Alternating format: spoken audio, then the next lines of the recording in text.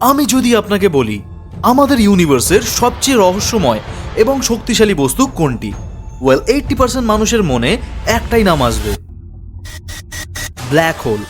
But আমি যদি আপনাকে বলি ব্ল্যাক হোলের থেকেও রহস্যময় একটি বস্তু আমাদের ইউনিভার্সের মধ্যে রয়েছে, অবিশ্বাস্য হলেও এটাই সত্যি। এই বস্তুর কোনো গন্ধ নেই, একে ছোঁয়া যায় না, একে চোখেও দেখা যায় না, বাট এর শক্তিকে অনুভব করা যায় পুরো ইউনিভার্সের মধ্যে। জানেন না এটা কি? চলুন আমি আপনাকে বলছি। এটা হলো ডার্ক ম্যাটার। জানি এটা শোনার পর আপনার মনে একটাই প্রশ্ন আসবে, যাকে চোখেই দেখা যায় না সেটা যে রিয়েলি এক্সিস্ট করে তার প্রমাণ কি, কতটাই বা তার ক্ষমতা, এবং কিভাবে সায়েন্টিস্টরা একে আবিষ্কার করলো। তো এইগুলো জানতে হলে আপনাকে ভিডিওটি শেষ পর্যন্ত দেখতে হবে। So hello friends, this is NR এবং আপনারা দেখছেন ফ্যাক্টোরিয়াম বাংলা। আর আজকের আমাদের এই video title mysterious dark matter. সায়েন্টিস্টরা মনে করেন স্পেসে কোনো একটি সাবস্টেন্স লুকিয়ে আছে যেটা আমাদের পুরো কসমসটাকে অপারেট করছে। আমরা কখনো ডার্ক ম্যাটারকে দেখতে পাইনি, এটা পুরোপুরি ইনভিজিবল। কয়েক দশক ধরে রিসার্চ করার পরও আমরা এই রহস্যময় বস্তু সম্বন্ধে খুবই কম জানি। যদিও সায়েন্টিস্টরা প্রমাণ করেছে ইউনিভার্সের 80% ম্যাটার ডার্ক ম্যাটার দিয়ে তৈরি। বাট কিভাবে? চলুন দেখি। হাইডিস স্টার ক্লাস্টার পৃথিবী থেকে 150 লাইট ইয়ার দূরে রয়েছে। এই ক্লাস্টার প্রায় 700টি স্টার নিয়ে তৈরি। যদি আমরা ইউনিভার্সের সাইজ অনুযায়ী দেখি তাহলে বলা যেতে পারে এই ক্লাস্টার ঠিক আমাদের বাড়ির পিছনেই রয়েছে। পৃথিবী থেকে এতটা দূরে থাকার সত্ত্বেও একে রাতের আকাশে খালি চোখে দেখা যায়। বিগত 65 কোটি বছরের মধ্যে এই ক্লাস্টারের ভিতরে কোনো রকম পরিবর্তন দেখা যায়নি। বাট রিসেন্টলি কোনো একটি অবজেক্ট এই ক্লাস্টারের শেপটাকে ধীরে ধীরে বদলে দিচ্ছে। এই ক্লাস্টারের সেন্টার থেকে দুটি স্টার টেল বেরিয়ে রয়েছে এবং এই দুটোর সাইজ প্রায় একই।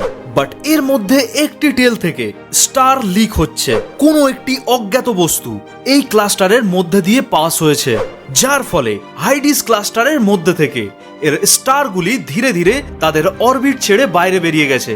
কোনো স্টার ক্লাস্টার থেকে তার স্টারগুলিকে বার করে আনবার জন্য প্রচুর পরিমাণে গ্র্যাভিটির প্রয়োজন হয়, যার মানে এই বিশাল স্পেসের দানবটাকে এই স্থানে দেখতে পাওয়া উচিত, যে দানবটি এই স্টারগুলিকে তাদের অরবিট থেকে বার করছে।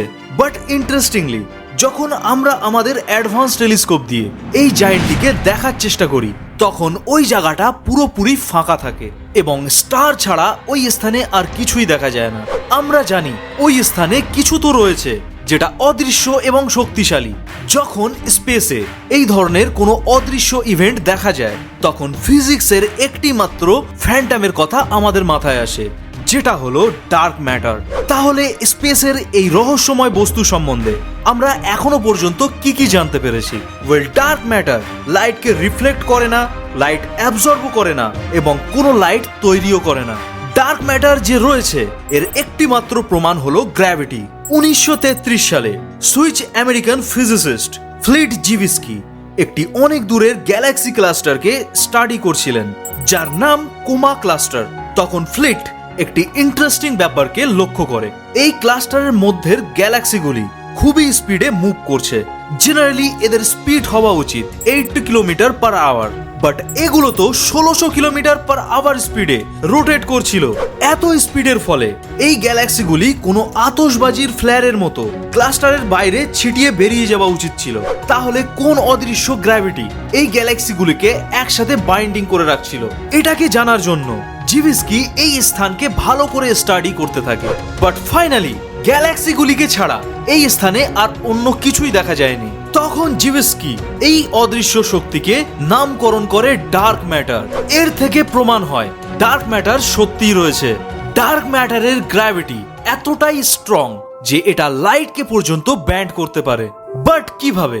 সো ফ্রেন্ডস, এই ইমেজটার কথা আপনাদের সবাইয়ের মনে তো আছেই, যেটা জেমস ওয়েব স্পেস টেলিস্কোপ দ্বারা ক্যাপচার করা ফার্স্ট ইমেজের মধ্যে একটা।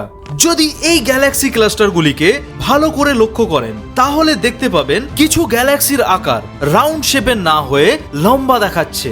এই ঘটনাকে গ্র্যাভিটেশনাল লেন্সিং বলা হয়। এই গ্যালাক্সির আকার আসলে রাউন্ড শেপেরই, বাট এর আলো আমাদের টেলিস্কোপ অবধি আসার আগেই কোনো একটি স্ট্রং গ্র্যাভিটি এই গ্যালাক্সির লাইটকে টেনে ব্যান্ড করে দিচ্ছে, যার ফলে এটাকে লম্বা শেপের মতো দেখতে লাগছে।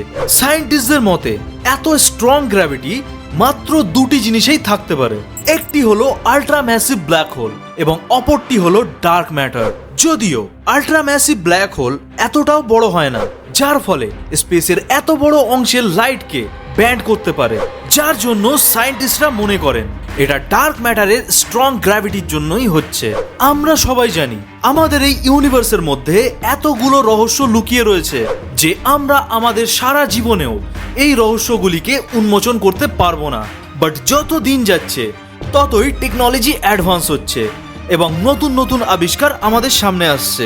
যদি কোনোদিন ডার্ক ম্যাটারকে দেখা যায় তাহলে এটা ইতিহাসের সবচেয়ে বড় আবিষ্কারের মধ্যে অন্যতম হবে, এতে কোনো সন্দেহ নেই। সো ফ্রেন্ডস, স্পেসের এই জাতীয় ইন্টারেস্টিং বিষয়কে জানার জন্য অবশ্যই আমাদের চ্যানেলটিকে সাবস্ক্রাইব করবেন এবং ভিডিওটি কেমন লাগলো অবশ্যই আমাদেরকে কমেন্ট করে জানাবেন।